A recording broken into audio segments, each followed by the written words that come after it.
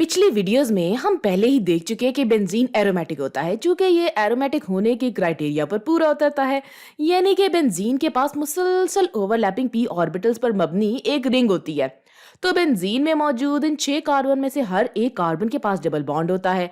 इसका मतलब ये हुआ कि इन 6 कार्बन में से हर एक कार्बन sp2 हाइब्रिडाइज्ड होगा और इसलिए इनमें से हर एक कार्बन के पास एक फ्री पी ऑर्बिटल भी मौजूद होता है।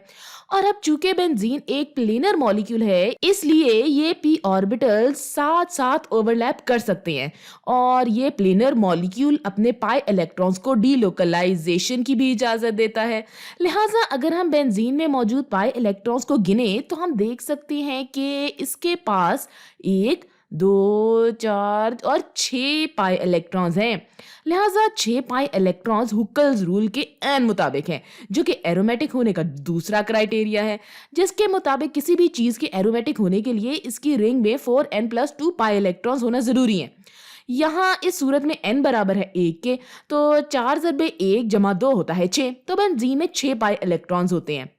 आपकी यकीन दहानी करवाने के लिए बताती चलूं, n सिफर यानी कि 0 या 1 या 2 या 3 या किसी भी दूसरे होल नंबर यानी कि मुकम्मल नंबर के बराबर हो सकता है और इसे हुक्कल्स रूल कहते हैं। लिहाजा एक कंपाउंड के एरोमेटिक होने के लिए जरूरी है कि इसके पास रिंग में हुक्कल्स रूल पाई इलेक्ट्रॉन्स मौजूद हो। अगर हम पायरिडीन मॉलिक्यूल पर नजर डालें तो पायरिडीन बेंजीन जैसा या बेंजीन का एनालॉग होता है।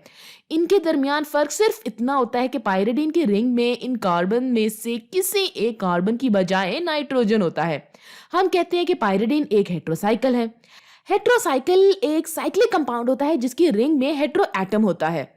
कार्बन के अलावा किसी भी दूसरे एटम को हेट्रो एटम कहा जाता है, जैसे कि नाइट्रोजन, ऑक्सीजन या सल्फर जैसी किसी भी दूसरी चीज को हेट्रो एटम कहते हैं। हेट्रोसाइकल्स भी एरोमेटिक हो सकते हैं। तो चलिए अब पायरिडीन पर मजीद तफसील से बात करते हैं। यहाँ ये पायरिडीन का डॉट स्ट्रक्चर मौजूद है और हम यहाँ इसमें मौजूद कार्बन से शुरुआत करेंगे। पायरिडीन में 5 कार्बन होते हैं। इनमें से हर एक कार्बन के पास डबल बॉन्ड होता है, लिहाजा इनमें से हर एक कार्बन sp2 हाइब्रिडाइज भी होता है, यानी इन पांचों कार्बन में से हर एक कार्बन के पास एक फ्री पी ऑर्बिटल मौजूद होता है। मैं अब इस तरह से इन 5 कार्बन पर ये पी ऑर्बिटल्स बना दूंगी ऐसे। चलिए हम नाइट्रोजन को देखते हैं और इस नाइट्रोजन एटम की हाइब्रिडाइजेशन का पता लगाते हैं।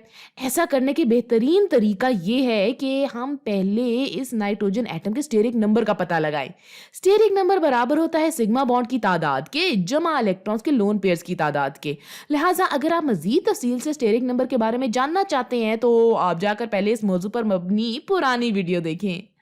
अब यहाँ हम कह सकते हैं कि ये सिग्मा बॉन्ड है और फिर हम कह सकते हैं कि यहाँ ये इस नाइट्रोजन पर इलेक्ट्रॉन का एक लोन पेयर मौजूद है, इसलिए स्टेरिक नंबर बराबर होगा सिग्मा बॉन्ड्स की तादाद के यानी कि 2। और फिर हम इसमें इलेक्ट्रॉन्स की लोन पेयर की तादाद को जमा कर देंगे जो कि बराबर है 1 के, तो 2 जमा 1 होता है 3। लिहाजा यहाँ इस नाइट्रोजन का स्टेरिक नंबर बराबर है 3 के। लिहाजा इस नाइट्रोजन के पास लाजमी 3 हाइब्रिड ऑर्बिटल्स मौजूद होंगे और इस वजह से sp2 हाइब्रिडाइज्ड है ये। तो इसके पास 3 sp2 हाइब्रिडाइज्ड ऑर्बिटल्स हैं और इसी वजह से एक अनहाइब्रिडाइज्ड p ऑर्बिटल। तो ये नाइट्रोजन भी sp2 हाइब्रिडाइज्ड है, इसलिए हम यहां इस तरह से p ऑर्बिटल बना सकते हैं। अब अगर हम पायरिडीन में मौजूद पाई इलेक्ट्रॉन्स को देखें तो इसके पास 2, 4 और 6 पाई इलेक्ट्रॉन्स होते हैं। इसका मतलब ये हुआ कि यह हुक्कल्स रूल को पूरा करता है, तो ये 6 पाई इलेक्ट्रॉन्स हैं और हम देख सकते हैं कि पायरिडीन मॉलिक्यूल के पास एक रिंग मौजूद है जो कि लगातार या मुसलसल ओवरलैप होने वाले p ऑर्बिटल्स पर मबनी है। ये p ऑर्बिटल्स एक दूसरे के साइड बाय साइड या साथ साथ ओवरलैप हो सकते हैं और ये 6 इलेक्ट्रॉन्स पूरी रिंग में डीलोकलाइज भी हो सकते हैं। अब चूंकि ये दोनों क्राइटेरिया पर पूरा उतरता है, इसलिए हम कह सकते हैं कि पायरिडीन एक एरोमेटिक मॉलिक्यूल है। अब जाहिर है कि इसके पास कुछ इजाफी स्टेबिलिटी भी होगी। अब नाइट्रोजन पर इलेक्ट्रॉन्स का ये lone pair sp2 hybridised orbital को भरेगा। तो हमने यहाँ ये कहा कि ये नाइट्रोजन का sp2 हाइब्रिडाइज्ड ऑर्बिटल है, जिसका मतलब ये हुआ कि इसके पास 3 sp2 हाइब्रिडाइज्ड ऑर्बिटल्स हैं। अब इन sp2 हाइब्रिडाइज्ड ऑर्बिटल्स में से एक ऑर्बिटल यहाँ इस कार्बन के साथ एक बॉन्ड बनाएगा और एक ऑर्बिटल यहाँ इस कार्बन के साथ बॉन्ड बनाएगा और फिर आखिरी sp2 हाइब्रिडाइज्ड ऑर्बिटल के पास दरअसल इलेक्ट्रॉन का ये लोन पेयर होता है। लिहाजा इस नाइट्रोजन पर मौजूद इलेक्ट्रॉन का ये लोन पेयर रेजोनेंस में हिस्सा नहीं लेता। इलेक्ट्रॉन का ये लोन पेयर इस नाइट्रोजन में लोकलाइज्ड होता है। और अब आप भी पाइरिडीन जैसी कोई सूरत देखें जिसमें आपके पास ऐसा नाइट्रोजन हो जिसके लोन पेयर्स और कुछ इलेक्ट्रॉन पहले से ही रेजोनेंस में हिस्सा ले रहे हो। जैसे यहाँ मैजेंटा वाले वो इलेक्ट्रॉन्स हैं जो रेजोनेंस में हिस्सा ले रहे हैं, तो बाकी फिर ये नीले वाले वो इलेक्ट्रॉन्स हैं जो रेजोनेंस में हिस्सा नहीं ले सकते। ये इस नाइट्रोजन एटम में लोकलाइज्ड हैं। ठीक हो गया, तो हमने देखा है कि पाइरिडीन एरोमेटिक होता है। चले अब पाइरिडीन जैसी एक और मिसाल देखते हैं। ये पायरिमिडीन है। तो अब देखते हैं कि क्या हम पायरिमिडीन के मॉलिक्यूल पर भी इसी तरह तज्जिया कर सकते हैं या नहीं, जैसे हमने पायरिडीन पर तज्जिया किया था। तो अब एक बार फिर अगर मैं यहाँ इस कार्बन से शुरू करूं तो इनमें से हर एक कार्बन डबल बॉन्ड से जुड़ा हुआ है।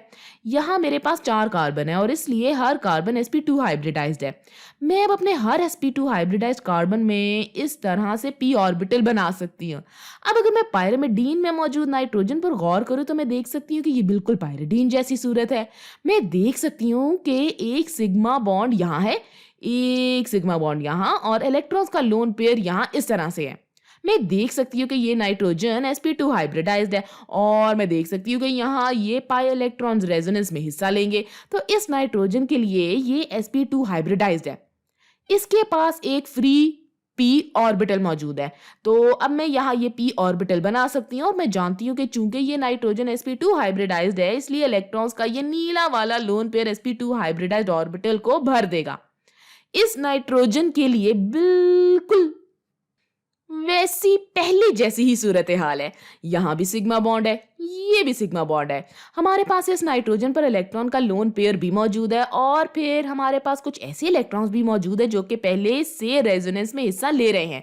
लिहाजा ये नाइट्रोजन भी sp2 हाइब्रिडाइज्ड है। अब मैं इस नाइट्रोजन पर p ऑर्बिटल बना सकती हूँ, जिसका मतलब ये हुआ कि इलेक्ट्रॉन्स का लोन पेयर रेजोनेंस में हिस्सा नहीं लेगा। इलेक्ट्रॉन्स का ये lone pair sp2 hybridised orbital को भरेगा या कह ले कि ऑक्यूपाई करेगा। ये इस तरह से बाहर की तरफ निकल रहा है। तो एक बार फिर पायरिमिडीन के लिए मेरे पास कुल 6 पाई इलेक्ट्रॉन्स मौजूद हैं और ये 6 पाई इलेक्ट्रॉन्स डीलोकलाइज हो जाएंगे चूंकि आपकी रिंग में p ऑर्बिटल साथ साथ या साइड बाय साइड ओवरलैप होते हैं। लिहाजा पायरिमिडीन भी एरोमेटिक होता है। ये एरोमेटिक होने के क्राइटेरिया पर पूरा उतरता है और इन नाइट्रोजन्स पर मौजूद इलेक्ट्रॉन के लोन पेयर्स इन नाइट्रोजन पर लोकलाइज हो जाते हैं। असल में बायोकेमिस्ट्री में पायरिमिडीन का जनरल स्ट्रक्चर बहुत अहम है। लिहाजा जब भी आप बायोकेमिस्ट्री का मुताला करेंगे तो आपको अंदाजा होगा कि पायरिमिडीन की क्या अहमियत है। यहाँ हमारे पास एक मिसाल मौजूद है। ये एक थायमीन मॉलिक्यूल है जो यकीनन डीएनए में पाया जाता है और आपने अपने कोर्स की किताबों में हमेशा देखा होगा कि इस थायमीन के पास पायरिमिडीन की रिंग होती है, लेकिन पहले से ये इतना वाज़ेह नहीं कि थायमीन में पायरिमिडीन की रिंग मौजूद है। क्योंकि अगर मैं थायमीन में मौजूद नाइट्रोजन को देखूं तो हम यहाँ ऊपर मौजूद इस नाइट्रोजन से शुरुआत करेंगे। मैं देख सकती हूँ कि इस नाइट्रोजन के पास 3 सिग्मा बॉन्ड्स और इलेक्ट्रॉन्स का एक लोन पेयर मौजूद है। तो इसके पास अगर 3 सिग्मा बॉन्ड्स है तो स्टेरिक नंबर बराबर होगा 3 सिग्मा बॉन्ड्स जमा इलेक्ट्रॉन का एक लोन पेयर। स्टेरिक नंबर बराबर होना चाहिए 4 के, जिससे मुराद है 4 हाइब्रिड ऑर्बिटल्स, जिसका मतलब ये हुआ कि नाइट्रोजन sp3 हाइब्रिडाइज्ड है और अगर ये sp3 हाइब्रिडाइज्ड है तो आपके पास एरोमेटिसिटी में हिस्सा लेने के लिए कोई p ऑर्बिटल मौजूद नहीं होगा। लिहाजा ऐसा तो मुमकिन नहीं। यहाँ पायरिमिडीन रिंग को देखने का कोई ना कोई तरीका तो होना चाहिए। अब इसका जवाब यह है कि दरअसल ये नाइट्रोजन sp3 हाइब्रिडाइज्ड नहीं है। इसके पास इलेक्ट्रॉन्स का लोन पेयर है जो कि डीलोकलाइज्ड है और इस नाइट्रोजन पर लोकलाइज नहीं है। यानी हम थायमीन मॉलिक्यूल के लिए एक रेजोनेंस स्ट्रक्चर बना सकते हैं। लिहाजा इस नाइट्रोजन पर मौजूद इलेक्ट्रॉन्स का ये लोन पेयर इस नाइट्रोजन पर लोकलाइज नहीं है, जैसा कि हमने पिछले डॉट स्ट्रक्चर में देखा था। ये इलेक्ट्रॉन्स नाइट्रोजन और इस कार्बन के दरमियान पाई बॉन्ड बनाने के लिए यहाँ मुंतकिल हो सकते हैं, जिसकी वजह से ये इन इलेक्ट्रॉन्स को यहाँ इस ऑक्सीजन पर धकेल देगा। लिहाजा हम अब इसका रेजोनेंस स्ट्रक्चर बना सकते हैं। इलेक्ट्रॉन्स के ये वाले लोन पेयर्स इस नाइट्रोजन और इस कार्बन के दरमियान बॉन्ड बनाने के लिए यहाँ पर मुंतकिल हुए हैं। तो अब ये इस हाल में मौजूद है और अब हम यहाँ ऊपर वाले ऑक्सीजन की बात करें तो इसके पास इलेक्ट्रॉन्स के दो लोन पेयर थे, लेकिन अब इसने इलेक्ट्रॉन्स का एक और लोन पेयर हासिल कर लिया जिसकी वजह से इस पर मनफी एक फॉर्मल चार्ज आ जाएगा। ये नाइट्रोजन अभी भी एक और हाइड्रोजन से जुड़ा हुआ है, तो अब हम बाकी मॉलिक्यूल भी यहां बना सकते हैं। तो ये रहा थायमीन मॉलिक्यूल का रेजोनेंस स्ट्रक्चर। अब चले आगे बढ़ते हैं और नाइट्रोजन पर गौर करते हैं। अब अगर मैं इस नाइट्रोजन का स्टेरिक नंबर मालूम करना चाहूं तो मैं देख सकती हूँ कि यहाँ एक सिग्मा बॉन्ड मौजूद है, यहाँ एक सिग्मा बॉन्ड है और यहाँ एक सिग्मा बॉन्ड है, और अब इस हाइड्रोजन के इर्द गिर्द इलेक्ट्रॉन का कोई लोन पेयर मौजूद नहीं है। तो इसका स्टेरिक नंबर बराबर होगा 3 जमा 0 होता है 3। अब स्टेरिक नंबर 3 को देखकर हम कह सकते हैं कि ये नाइट्रोजन sp2 हाइब्रिडाइज्ड है और अब इसके पास p ऑर्बिटल है और इलेक्ट्रॉन्स का लोन पेयर जो यहाँ इस नाइट्रोजन पर था इसे मैं मैजेंटा रंग से बना देती हूँ। तो इलेक्ट्रॉन्स का ये वाला लोन पेयर इस नाइट्रोजन पर लोकलाइज नहीं है, ये असल में डी लोकलाइज्ड है और इलेक्ट्रॉन का ये लोन पेयर अब रेजोनेंस में हिस्सा ले सकता है। लेकिन अब भी हमारे पास यहाँ पायरिमिडीन का सही स्ट्रक्चर मौजूद नहीं है, तो हम इसका एक और रेजोनेंस स्ट्रक्चर बना सकते हैं। हम बिल्कुल यही काम यहाँ इस नाइट्रोजन पर इस नीचे वाले इलेक्ट्रॉन के लोन पेयर के साथ भी कर सकते हैं। लिहाजा अब हम दूसरे नाइट्रोजन को देख सकते हैं और हम बिल्कुल यही काम इसके साथ भी कर सकते हैं। तो पहली नजर में ऐसा लगता है कि इलेक्ट्रॉन्स का लोन पेयर इस नाइट्रोजन पर लोकलाइज्ड है, लेकिन ऐसा नहीं है। ये असल में रेजोनेंस स्ट्रक्चर की वजह से जिसे हम बना सकते हैं ये इसकी वजह से डीलोकलाइज्ड है। ये बिल्कुल वैसा ही है जैसा हमने पहले किया था। तो हमारे पास रिंग में हमारे दो नाइट्रोजन है, ये नाइट्रोजन यहाँ एक हाइड्रोजन से जुड़ा हुआ है। इलेक्ट्रॉन्स का लोन पेयर अब यहाँ डबल बॉन्ड या पाई बॉन्ड बनाने के लिए यहाँ पर आ गया है और इस ऑक्सीजन के पास पहले इलेक्ट्रॉन्स के दो लोन पेयर थे, इसने अब एक इजाफी लोन पेयर हासिल कर लिया है जिसकी वजह से इस पर इस तरह से मनफी एक फॉर्मल चार्ज आ जाएगा और अब हम यहाँ अपना बाकी मॉलिक्यूल बना सकते हैं। तो ये रहा डबल बॉन्ड मिथाइल ग्रुप। हमारे पास यहाँ ऊपर हमारा नेगेटिवली चार्ज ऑक्सीजन मौजूद है, तो ये हो गया मनफी एक फॉर्मल चार्ज और यहाँ नाइट्रोजन पर हमारे पास हाइड्रोजन मौजूद है। मैं यहाँ इस रेजोनेंस स्ट्रक्चर में इस नाइट्रोजन पर मुस्बत एक यानी +1 फॉर्मल चार्ज बनाना भूल गई थी, तो यहाँ इस नाइट्रोजन पर +1 फॉर्मल चार्ज होगा। जाहिर है कि इसके पास अब भी यहाँ +1 फॉर्मल चार्ज मौजूद होगा, तो हमारे पास इस नाइट्रोजन पर +1 फॉर्मल चार्ज मौजूद है। लेकिन अगर हम दोनों नाइट्रोजन पर गौर करें तो ये नाइट्रोजन अब बिल्कुल इस ऊपर वाले नाइट्रोजन की हालत में मौजूद है। ये दोनों ही दरअसल sp2 हाइब्रिडाइज्ड हैं। इनका स्टेरिक नंबर 2 है, लिहाजा इनके पास p ऑर्बिटल भी मौजूद है। इनमें से हर एक के पास p ऑर्बिटल मौजूद है और अब हम मजीद बेहतर तरीके से देख सकते हैं कि असल में यहाँ 6 पाई इलेक्ट्रॉन्स हैं जिनको इस पूरी रिंग में डीलोकलाइज किया जा सकता है। अब शायद थोड़ा और वाज़ेह हो गया कि थाइमीन मॉलिक्यूल में पायरिमिडीन रिंग मौजूद होती है और इसी वजह से ये एरोमेटिक होता है और इसके पास कुछ इजाफी स्टेबिलिटी भी मौजूद होती है। लिहाजा बाज़ औक़ात रेजोनेंस स्ट्रक्चर बनाने से आपको मॉलिक्यूल की मुमकिना एरोमेटिसिटी या इजाफी इस्तेहकाम देखने में मदद मिलती है।